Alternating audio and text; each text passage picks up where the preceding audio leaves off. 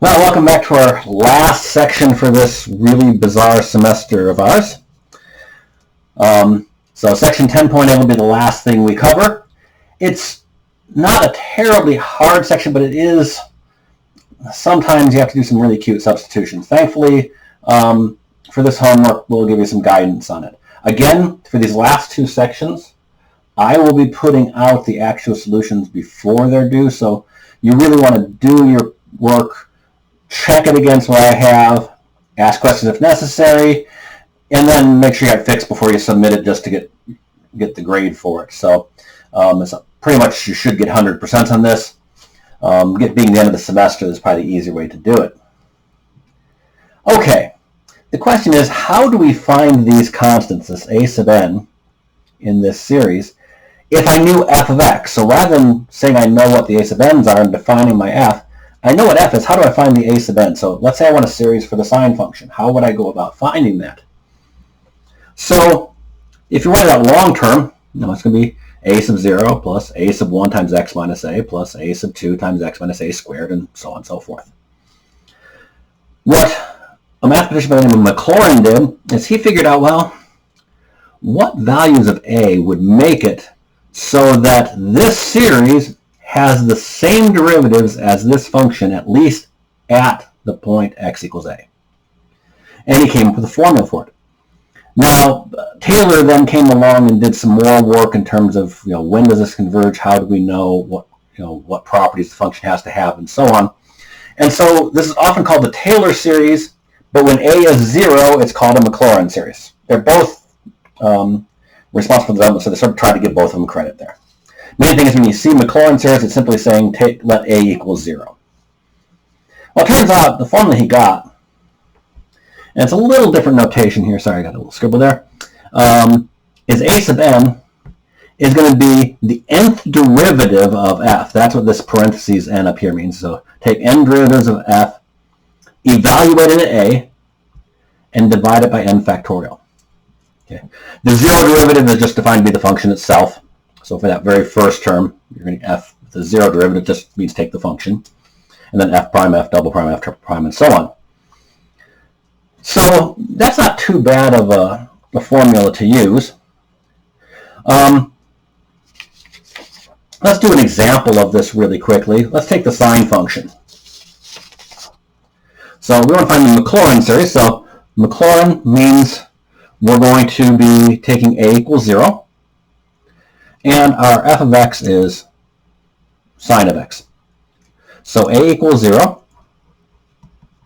So to do this, what we're going to do is we're going to take, f of x equals sine of x. F prime of x is cosine of x.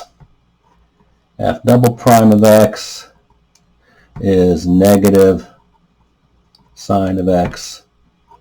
And again, in this notation, to put a 3 up there, x is negative cosine of x. Fourth derivative, you're back to the sine of x, and then it just keeps cycling around.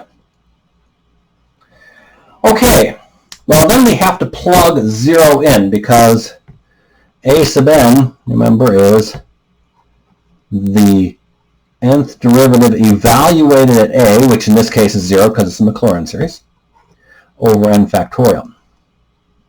So this is going to be a 0, a 1, a 0, a negative 1, 0. And so it's going to go 0, 1, 0, negative 1, 0, 1, negative 0, negative 1. So obviously that means a0 equals 0 because the numerator of the fraction is 0. a1 is going to be f prime, so it's going to be 1 over 1 factorial. By the way, in terms of the 0 term, 0 factorial is defined to be 1. So just a special case there. A sub 2 is going to be 0 again. A sub 3 is going to be negative 1 over 3 factorial. A sub 4 is going to be 0. And notice it's going to go back to 1, 0. So a sub 5 is going to be 1 over 5 factorial, and so on. So the sine of x, these are just the coefficients. It's going to be a sub 1 x, and I'm omitting the 0 terms, a sub 3x cubed, a sub 5x to the 5th, and so on, because only the odd ones are non-zero. So this is going to be 1x minus x cubed over 3 factorial plus x to the 5th over 5 factorial. And you can sort of see what the pattern is going to be, minus x to the 7th over 7 factorial, and so on. Now, it's tricky because you have all those zeros in there, so actually putting this into some type of a nice summation formula is tricky because you got all those 0 terms, you're only getting every other term. So if you see this in a book, they'll often have, x to the 2n plus 1, x to the 2n, as your power, because they want to go 1, 3, 5, 7 kind of thing. So main thing is it starts at x, then minus x cubed over 3 factorial, plus x to the 5th over 5 factorial, plus minus x to the 7th over 7 factorial. Remember, factorials get very large very quickly. And so generally, this is going to converge quite rapidly. It is something that converges on the entire real line, so the radius of convergence is infinite. Again, it's a little trickier to analyze in terms of what we did in the last section because, again, every other term is 0. Okay, so the concept isn't too bad. There are a couple others we can do quickly here. Let's just take a simple one that we know. I'll put that there.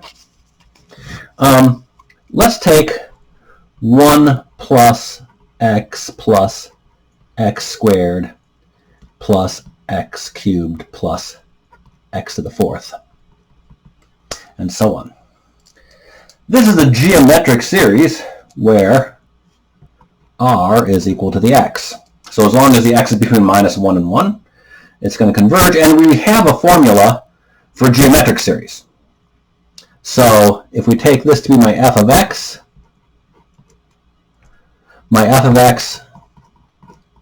is going to be the first term over 1 minus r.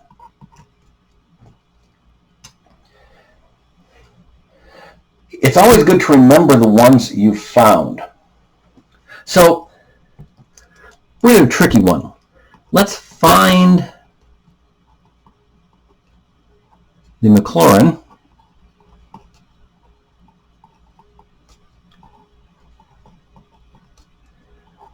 for 1 over 1 minus x squared. And this is a cute little trick you can pull if you have a bunch that you know.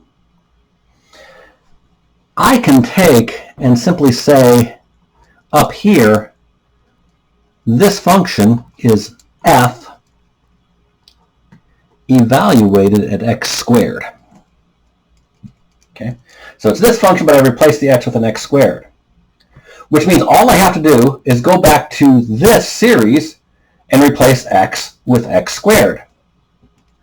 So 1 over 1 minus x squared is going to be 1 plus x squared plus x squared squared plus x squared cubed plus and so forth. Okay, and it turns out there is only one series representation for any function at a given point. So any function has a Maclaurin series. And so if I found a series for this function by sort of substituting in there, it is the Maclaurin series. Now, your other option, of course, would be to start taking derivatives, plugging in. But sometimes if you know a bunch of standard functions, this is a lot easier to do. So let's do a couple of common ones, and you'll want to keep these in mind when working problems.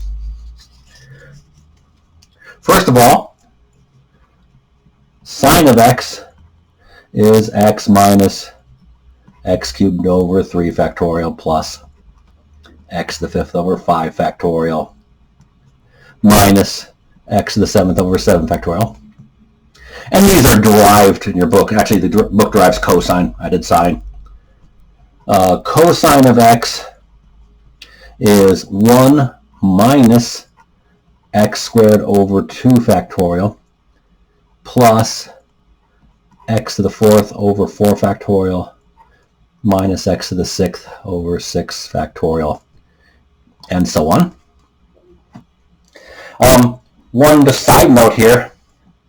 If you remember back from your days of even and odd functions, cosine was an even function because if you plugged in the opposite of x, you got the same value as when you plugged in x.